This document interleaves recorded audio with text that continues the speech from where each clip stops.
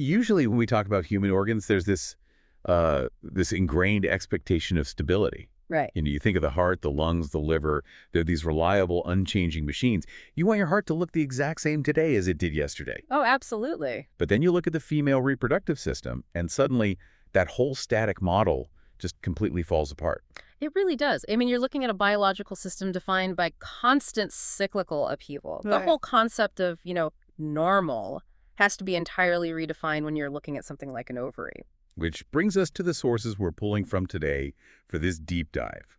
We've got this fascinating stack of medical guidelines on the table, the AMC CAT Masterclass on Ovarian Cysts and Tumors, the RANZCOG guidelines, and the Pediatric Handbook. Lots of heavy-hitting material there. Seriously.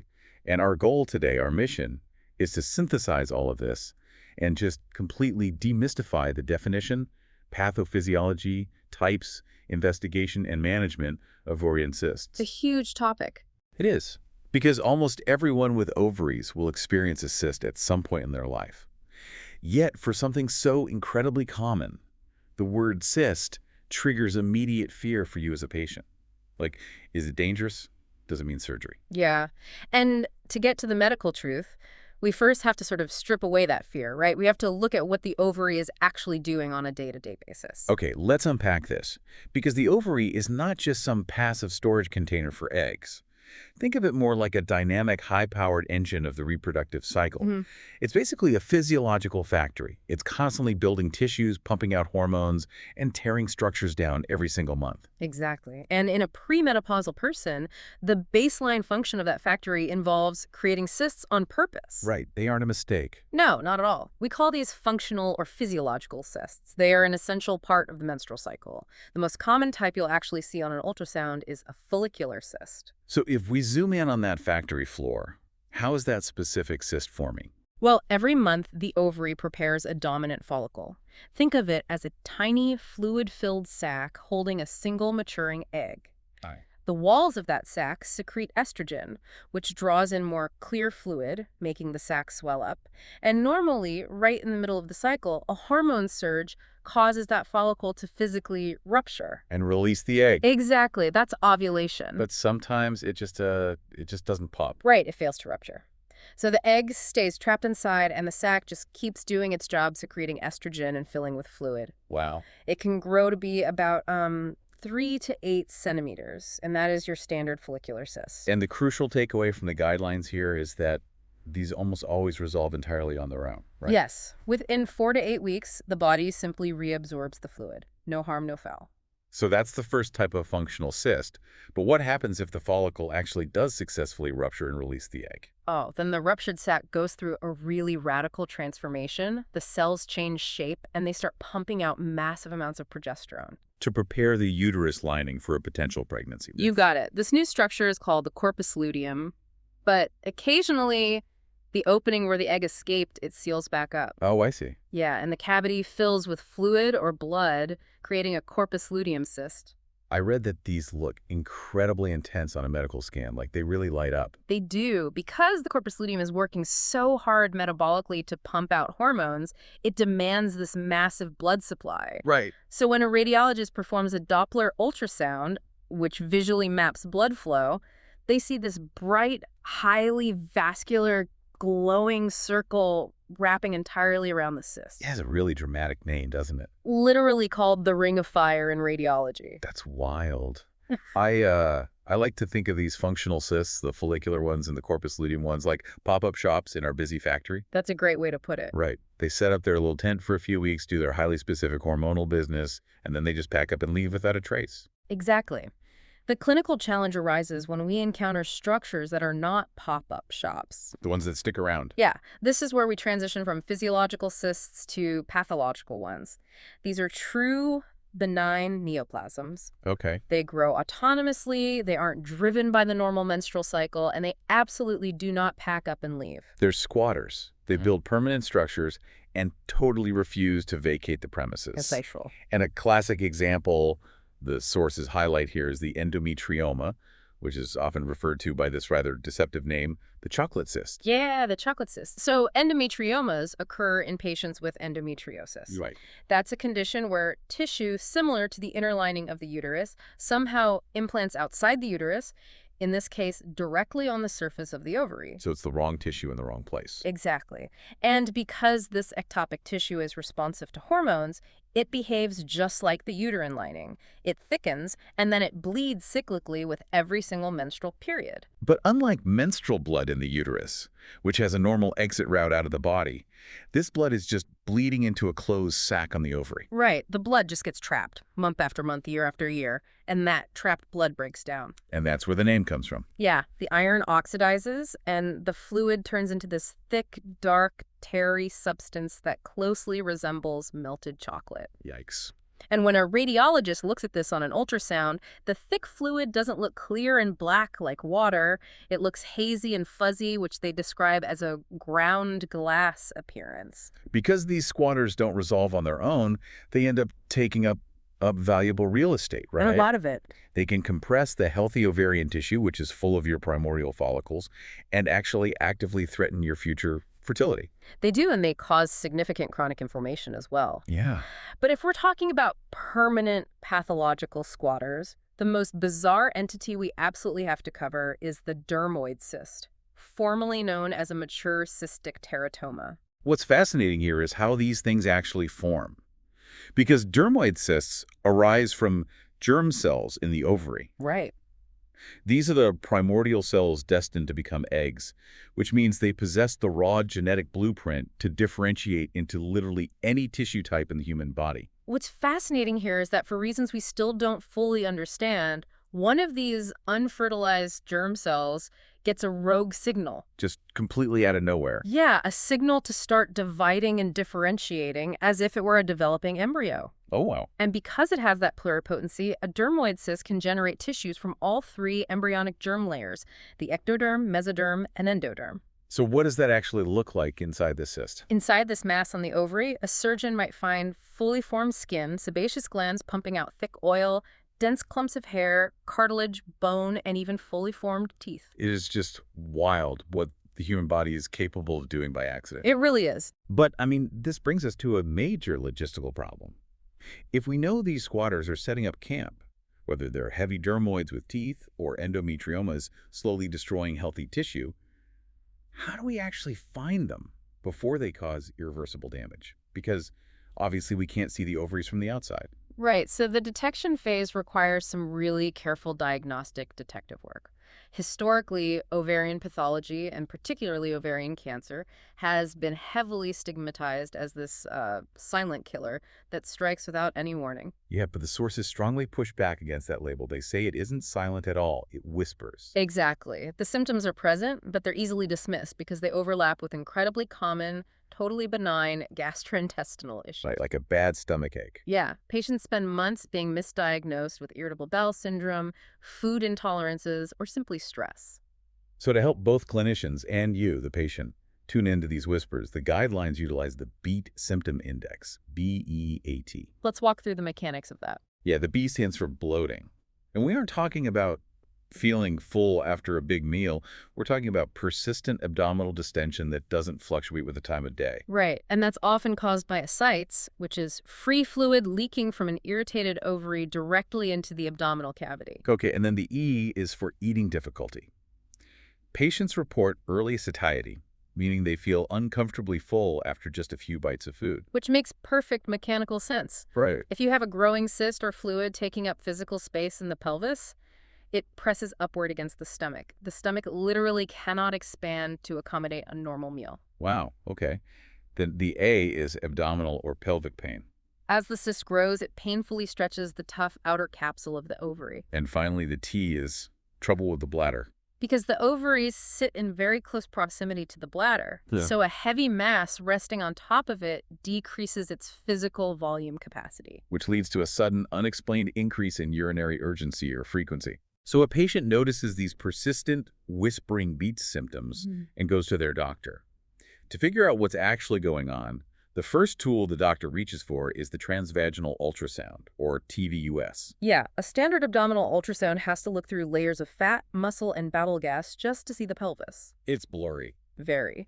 But a transvaginal probe bypasses all of that, getting near millimeters away from the ovaries to provide higher resolution morphological data. And to interpret that data, the radiologist relies on the IOTA simple rules, right? The International Ovarian Tumor Analysis. You got it.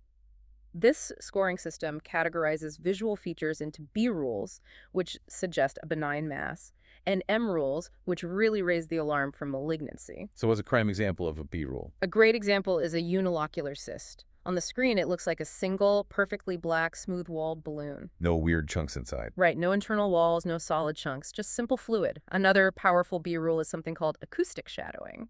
Okay, how does a shadow even show up on an ultrasound? Well, sound waves from the probe travel through soft tissue pretty easily, but when they hit something incredibly dense inside the cyst, like the bone or teeth inside a dermoid cyst we talked about, the sound waves bounce right back. Oh, I see. They can't penetrate the density, so a dark shadow is cast on the image directly behind the tooth.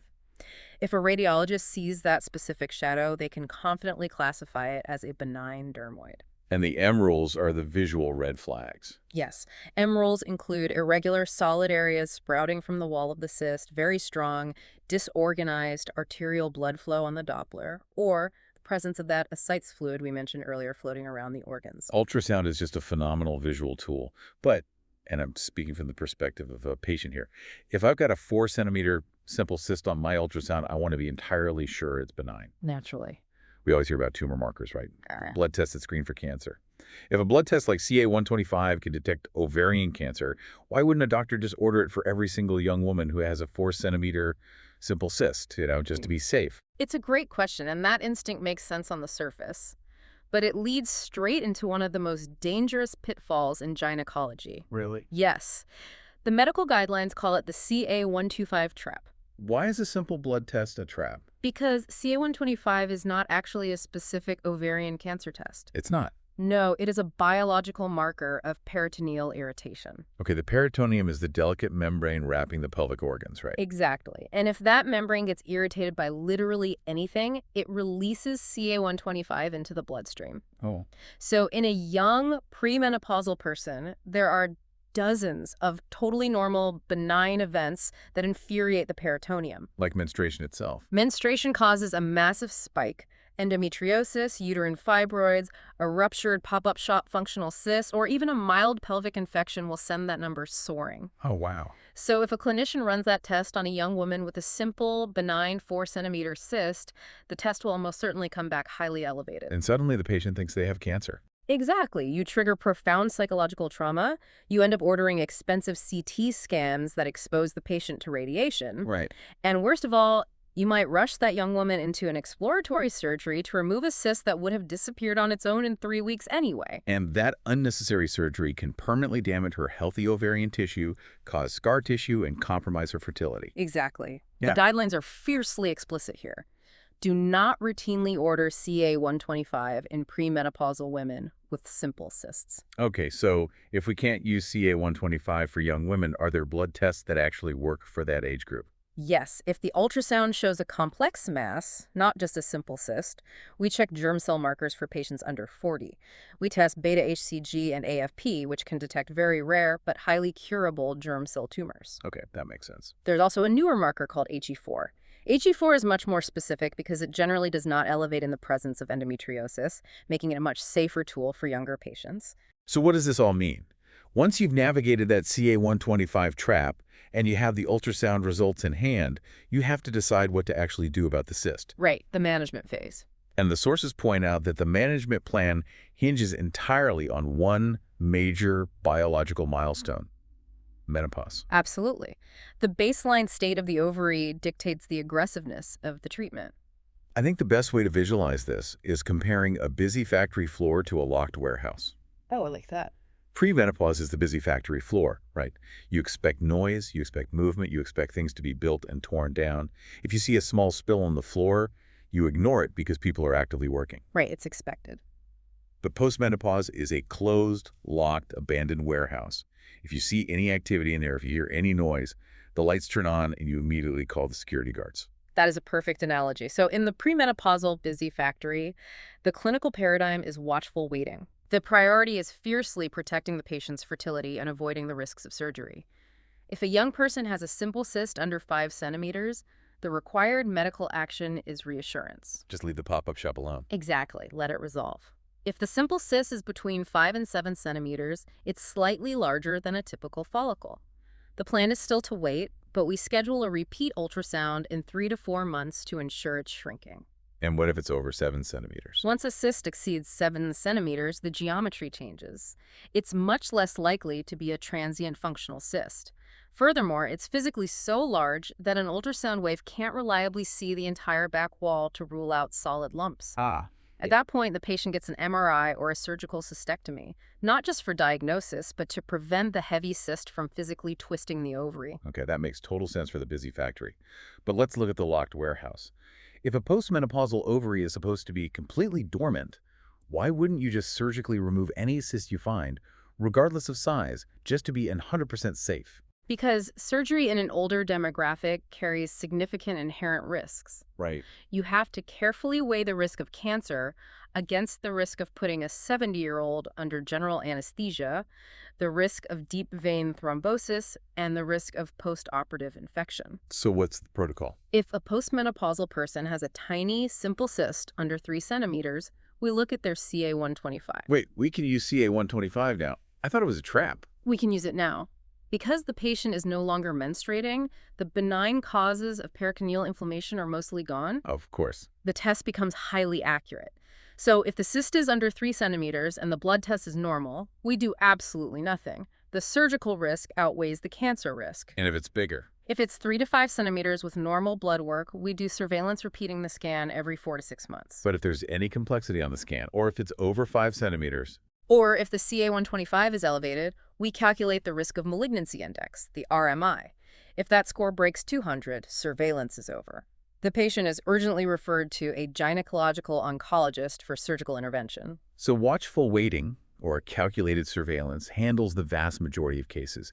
But you mentioned earlier that large cysts can twist the ovary. Yes. We really need to explore what happens when chronic management suddenly turns into an acute ticking clock. We're talking about ovarian torsion. This is a severe surgical emergency where the ovary, and frequently the fallopian tube right along with it, physically twists around its own vascular stalk, the infundibulopelvic ligament. What actually causes it to twist? Does it just happen spontaneously? It's purely a matter of physics and weight distribution. A healthy ovary is very light. But if you have a cyst larger than 5 centimeters, particularly a dense, heavy dermoid cyst filled with bone and cartilage. Right, the pith and hair. Yeah, that heavy mass acts as a fulcrum. If the patient exercises or even just rolls over in bed, momentum swings that heavy weight over, twisting the ligament. And that ligament contains the entire blood supply. It contains both the veins, which drain blood out of the ovary, and the arteries, which pump fresh blood in.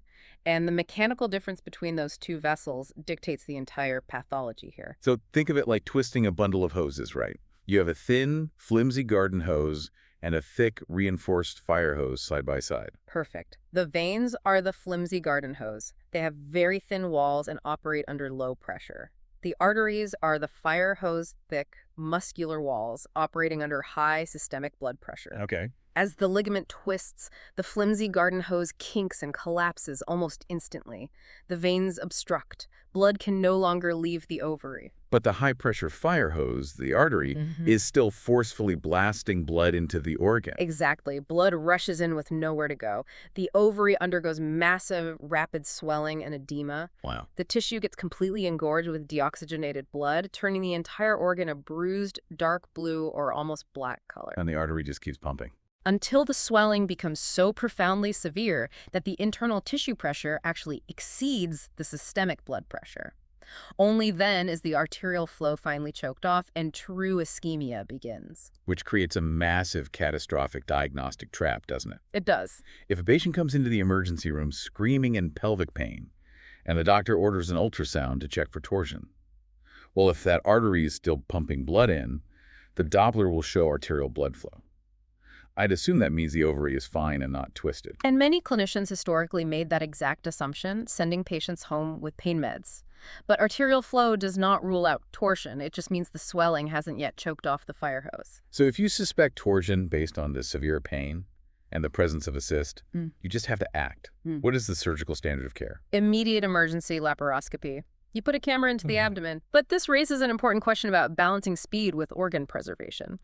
We have to address a major piece of outdated medical dogma, the black ovary myth. For decades, surgeons would go in, see an ovary twisted into a knot, look at that horrifying pitch black, necrotic-looking tissue, and immediately amputate the entire organ. They just cut it out. Yeah, the fear was that untwisting it would release blood clots or toxic inflammatory markers into the systemic circulation. But the guidelines are explicitly clear that this is wrong. Completely wrong. Modern evidence proves that the black color is almost entirely reversible venous congestion. It looks dead, but it isn't. That's incredible. If the surgeon simply untwists the ovary, a procedure called detorsion, over 90% of those terrifying black ovaries will slowly regain their pink color and survive with perfectly normal hormonal and reproductive function. Wow. The absolute standard of care today is detorsion. You preserve the organ. Let me throw one more variable at you, though. What if a torsion happens to someone who's pregnant? We talked about how the corpus luteum cyst is what produces the progesterone to keep an early pregnancy viable. It's a great question. Torsion actually occurs most frequently during the first trimester of pregnancy, precisely because that corpus luteum cyst grows so large and heavy to support the gestation. It acts as the fulcrum. Exactly. So the very structure keeping the pregnancy alive causes the twist. How do you even manage that? The management remains exactly the same. It is a surgical emergency regardless of the pregnancy. You must go in and detorse the ovary. You can't just wait it out. If you try to wait it out, the tissue will inevitably die and necrotize. Dead tissue inside the abdomen causes peritonitis, a massive, life-threatening inflammation of the entire abdominal lining. Which would be catastrophic. That systemic infection will lead to almost certain fetal loss and put the mother's life at risk. You operate to save both the ovary and the pregnancy. Once you cut through the initial panic, the precision required to manage these conditions is truly remarkable. We've mapped out a huge journey today. We redefined the ovary as a dynamic factory, drawing the line between transient pop-up shops or functional cysts and permanent pathological squatters like endometriomas and dermoids. We decoded the whispering beat symptoms and explored how the IOTA ultrasound rules help radiologists differentiate benign shadows from malignant solid structures. And we carefully sidestepped the CA-125 trap, understanding why elevated markers in young people usually just measure normal peritoneal anger. Yes. We broke down the two management paradigms, the watchful waiting on the busy premenopausal factory floor and the safety-first surveillance of the locked postmenopausal warehouse. And we broke down the physics of ovarian torsion, understanding why veins collapse before arteries, why Doppler flow can trick you, and why surgeons must simply untwist and preserve a torsed ovary. The ultimate goal of this deep dive is empowerment. Knowledge transforms you from a fearful patient into an active participant in your care. The next time a doctor looks at an ultrasound, sees a 4-centimeter functional cyst, and says, "We're just going to watch it," you won't feel dismissed. You will understand the profound medical wisdom behind that decision. You will know that doing nothing is often the smartest, safest, most fertility-preserving action possible. Having peace of mind comes entirely from understanding the physiological why behind the clinical plan. It really does. Yeah. But before we wrap up, here's where it gets really interesting.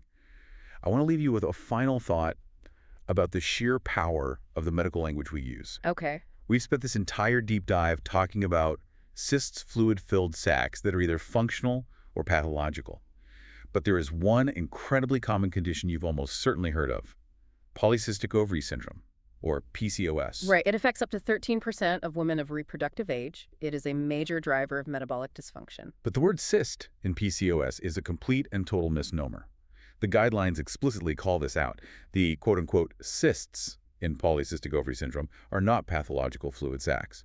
They aren't cysts at all. No, they are just arrested follicles. They're normal little eggs that received the hormonal signal to start developing, but the cycle stalled out before ovulation could occur. They just got stuck on the assembly line. Exactly. And because they got stuck, they pile up along the edge of the ovary, giving it a crowded pearl necklace appearance on an ultrasound. But they are not cysts. Yet, because the word cyst is baked into the name of the syndrome, newly diagnosed patients are frequently terrified they are covered in tumors. That label creates immense psychological stress and stigma. It also causes severely fragmented medical care. Doctors get tunnel vision on the ovaries, completely missing the fact that PCOS is actually a full-body endocrine, metabolic, and cardiovascular disorder. The name is so dangerously misleading that there is currently a massive international push by endocrinologists to completely rename the condition to PMOS, polycystic ovarian morphology. We started this discussion talking about our desire for stability in medicine, how we want definitive labels that tells exactly how our bodies work. But the human body doesn't always fit neatly into our static little boxes. I want you to mull that over today. Think about how much power a simple medical label has. If the word cyst can cause millions of people to misunderstand their own bodies and receive fragmented care for decades, well, what other labels are we using that might be completely missing the truth? Thanks for joining us on this deep dive. See you next time.